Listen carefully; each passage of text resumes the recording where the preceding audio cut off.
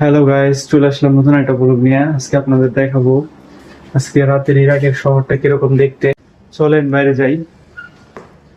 এইগুলো দেখতে পারতেছেন, এটা হলো গ্যারেজ। আর এই হলো মালিকের ছেলের BMW M5 নতুন সিরিজের গাড়ি, যে দেখতে পারতেছেন। ভাই বড় লোকের বিশাল কারবার। তা আমাদের দেখে তো আর কিছু করার নাই।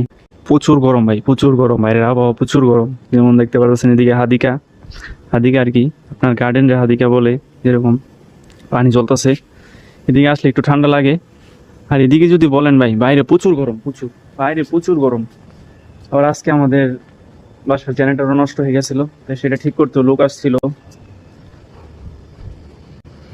এই হলো আপনার বাইরের পরিস্থিতি ভাই। ওই যে দেখতে পাচ্ছেন জেনারেটর, এটা ঠিক করতে আজকে লোক আসছিল।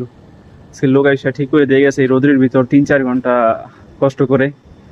লোকটার দিকে তাকিয়ে আমার নিজেরই কষ্ট লাগতেছিল। বাইরে মুরব্বি টাইপের ছিল, আপনাদের দেখাতে পারিনি এখন, তখন কাজ ছিল, ব্যস্ত ছিলাম। এখন রাত, এখন রাত অবস্থা দেখেন। ইরাক সুন্দর পরিস্থিতি, সবকিছু সুন্দর, শান্তশিষ্ট। এই হলো আজকে রাতের পরিস্থিতি।